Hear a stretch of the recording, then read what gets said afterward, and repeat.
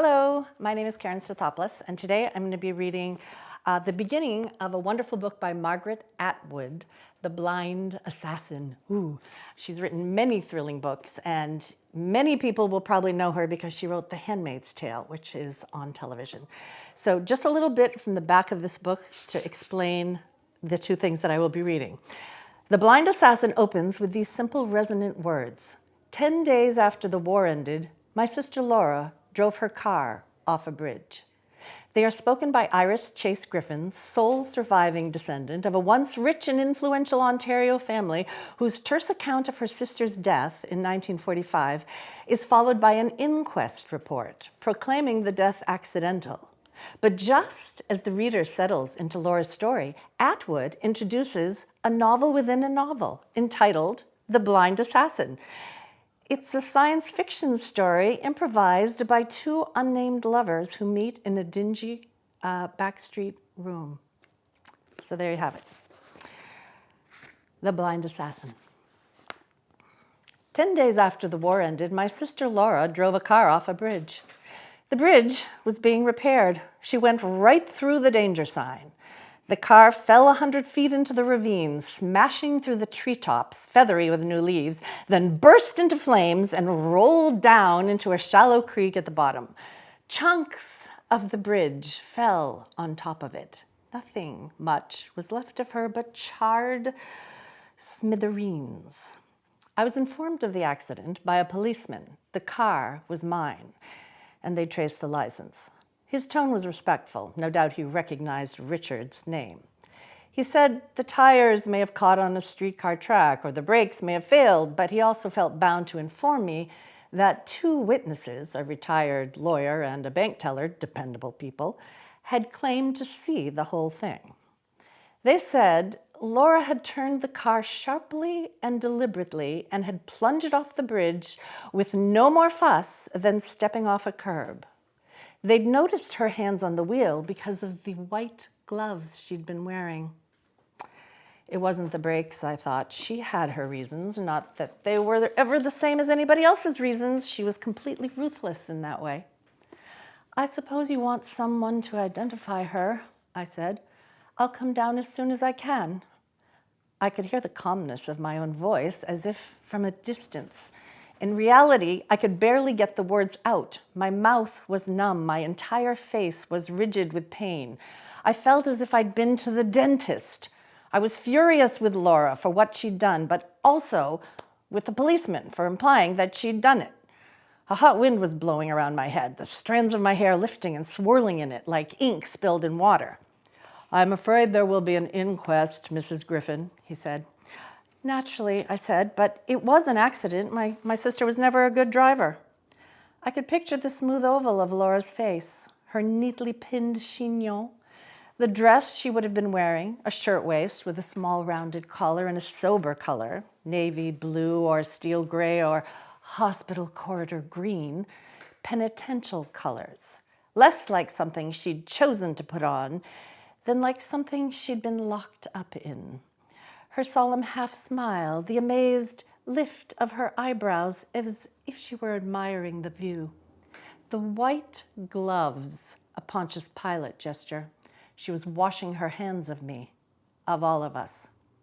What had she been thinking of as the car sailed off the bridge, then hung suspended in the afternoon sunlight, glinting like a dragonfly for that one instant of held breath before the plummet? Of Alex, of Richard, of bad faith, of our father and his wreckage, of God, perhaps, and her fatal triangular bargain, of the stack of cheap exercise school books that she must have hidden that very morning in the bureau drawer where I kept my stockings, knowing that I would be the one to find them. When the policeman had gone, I went upstairs to change. To visit the morgue, I would need gloves and a hat with a veil, something to cover the eyes. There might be reporters. I would have to call a taxi. Also, I ought to warn Richard at his office. He would wish to have a statement of grief prepared. I went into my dressing room. I would need black and a handkerchief. I opened the drawer. I saw the notebooks. I undid the crisscross of kitchen string that tied them together. I noticed that my teeth were chattering and that I was cold all over. I must be in shock, I decided. What I remembered then was Renee from when we were little. It was Renee who'd done the bandaging of scrapes and cuts and minor injuries. Mother might be resting or doing good deeds elsewhere, but Renee was always there. She'd scoop us up and sit us on the white enamel kitchen table alongside the pie dough she was rolling out, or the chicken she was cutting up, or the fish she was gutting, and give us a lump of brown sugar to get us to close our mouths. "Tell me where it hurts," she'd say. "Stop howling. Just calm down and show me where." But some people can't tell where it hurts. They can't calm down. They can't ever stop howling. Newspaper clipping from the Toronto Star. Questions raised in city death. A coroner's inquest has returned a verdict of accidental death in last week's St. Clair Avenue fatality. Miss Laura Chase, 25, was traveling west on the afternoon of May 18th when her car swerved through the barriers protecting a repair site on the bridge and crashed into the ravine below, catching fire.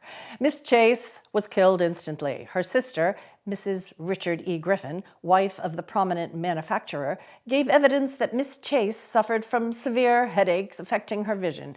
In reply to questioning, she denied any possibility of intoxication, as Miss Chase did not drink.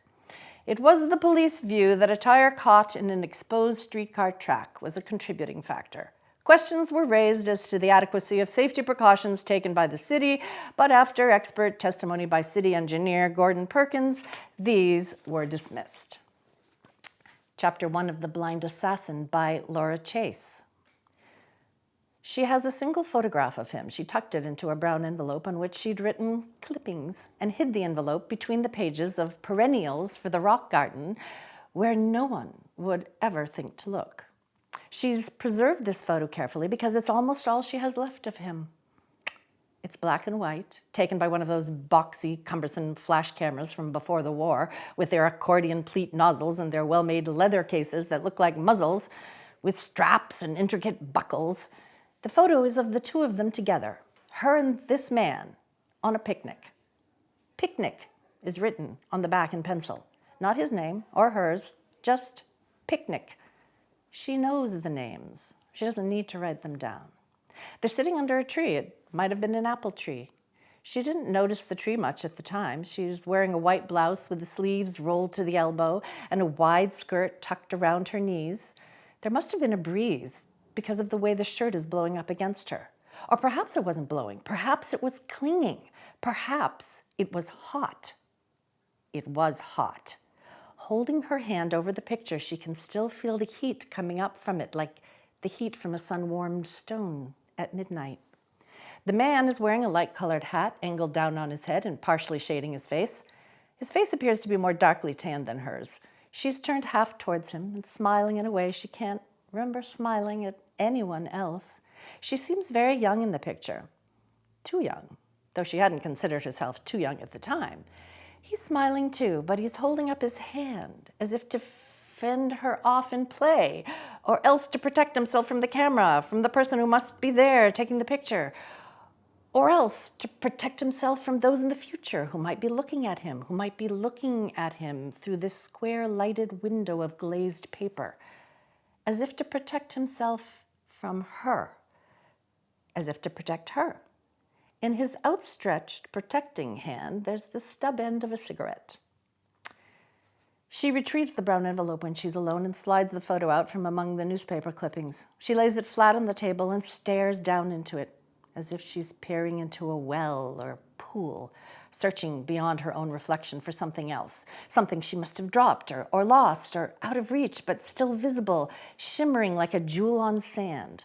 She examines every detail, his fingers bleached by the flash or the sun's glare, the folds of their clothing, the leaves of the tree, the small round shapes hanging there. Were they apples? The coarse ground in the foreground. The grass was yellow then because the weather had been dry. Over to one side, you wouldn't see it at first, there's a hand, cut by the margin, scissored off at the wrist, resting on the grass as if discarded left to its own devices. The trace of a blown cloud in the brilliant sky, like ice cream smudged on chrome. His smoke-stained fingers, the distant glint of water, all drowned now. Drowned, but shining. The blind assassin, that hard-boiled egg. "What will it be then?" he says. "Dinner jackets and romance, or shipwrecks on a barren coast? You can have your pick. Jungles, tropical islands, mountains, or another dimension of space. That's what I'm best at." Another dimension of space? Oh, really? Don't scoff. It's a useful address. Anything you like can happen there. Spaceships and skin-tight uniforms, ray guns, Martians with the bodies of giant squids, that sort of thing. "You choose," she says. "You're the professional. How about a desert? I've always wanted to visit one, with an oasis, of course. Some date palms might be nice." She's tearing the crust off her sandwich. She doesn't like crusts. Not much scope with deserts. Not many features, unless you add some tombs. Then you could have a pack of nude women who've been dead for 3,000 years with lithe, curvaceous figures, ruby red lips, azure hair and a foam of tumbled curls, and eyes like snake-filled pits. But I don't think I could fob those off on you. Lurid isn't your style." "You never know. I might like them." "I doubt it. They're for the huddled masses. Popular on the covers, though. They'll writhe all over a fellow. They'll have to be beaten off with rifle butts." "Could I have another dimension of space and also the tombs and the dead women, please?" That's a tall order, but I'll see what I can do. I could throw in some sacrificial virgins as well, with metal breastplates and silver ankle chains and diaphanous vestments, and a pack of ravening wolves extra." "I can see you'll stop at nothing." "You want the dinner jackets instead? Cruise ships, white linen, wrist kissing, and hypocritical slop?" "No, all right. Do what you think is best." "Cigarette?" She shakes her head for no. He lights his own. "You'll set fire to yourself," she says. "I never have yet." She looks at his rolled-up shirt sleeve, white, then his wrist, the browner skin of his hand. He throws out a radiance. It must be reflected sun. Why isn't everyone staring? Still, he's too noticeable to be out here, out in the open. There are other people around, sitting on the grass or lying on it, propped on one elbow. Other picnickers in their pale summer clothing. It's all very proper. Nevertheless, she feels that the two of them are alone, as if the apple tree they're sitting under is not a tree, but a tent, as if there's a line drawn around them with chalk. Inside this line, they're invisible. "Space it is, then," he says, "with tombs and virgins and wolves, but on the installment plan. Agreed?" "The installment plan?" "You know, like furniture," she laughs. "No, I'm serious. You can't skip. It might take days. We'll have to meet again." She hesitates. "All right," she says. If I can arrange it." "Good," he says. "Now I have to think. On the planet of, let's see, not Saturn, it's too close. On the planet Zychron, located in another dimension of space, there's a rubble-strewn plain. To the north is the ocean. To the west is a range of mountains. To the east, after sunset, roamed by voracious undead female inhabitants of the crumbling tombs located there." You see, I've put the tombs in right off the bat. "That's very conscientious of you," she says. "I stick to my bargains. To the south is a burning waste of sand." "I suppose there are canals like Mars?" "Oh, canals and all sorts of things. Abundant traces of an ancient and once highly developed civilization, though this region is now only sparsely inhabited by roaming bands of primitive nomads. In the middle of the plain is a large mound of stones. The land around is arid with a few scrubby brushes. Not exactly a desert, but close enough. Is there a cheese sandwich left?" She rummages in the paper bag. "No," she says, "but there's a hard-boiled egg." She's never been this happy before. Everything is fresh again, still to be enacted. "Just what the doctor ordered," he says. "A bottle of lemonade, a hard-boiled egg, and thou." He rolls the egg between his palms, cracking the shell, then peeling it away. She watches his mouth, his jaws, the teeth. "Beside me, singing in the public park," she says. "Here's the salt for it." "Thanks. You remembered everything." That's the beginning. And now I would like to do a story song for you that I always think of in this shriekfully hot weather that we have been having all summer. I'd never heard of this before. My friend Vicki Adams gave me this song with words and music by Billy Barnes, who neither have I heard of. It's called Something Cool, and I like to sing it to myself on these roasting days in the car, and it just tells a story of a woman sitting in a bar. It's not really that musical, but it is a song, so here you go. Something cool, I'd like to order something cool. It's so warm here in town, and this heat gets me down. Yes, I'd like something cool. My, it's nice to simply sit and rest a while. Now, I know it's a shame I can't think of your name. I remember your smile. I don't ordinarily drink with strangers. I most usually drink alone. But you were so awfully nice to ask me, and I'm so terribly far from home. Like my dress, I must admit it's very old, but it's simple and neat. It's just right for this heat. Save my furs for the cold. A cigarette? Well, I don't smoke them as a rule, but I'll have one. It might be fun with something cool. Now, I bet you couldn't imagine that I one time had a house with so many rooms you couldn't count them all. I bet you couldn't imagine I had 15 different beaux who would beg and beg to take me to the ball. And I bet you couldn't picture me the time I went to Paris in the fall. And who would think the man I love was quite so handsome, quite so tall? Well, that's through. It's just a memory I have. One I almost forgot, 'cause this weather's so hot and I'm feeling so bad. About a date? Oh, wait! I'm such a fool. He's just a guy who stopped to buy me something cool.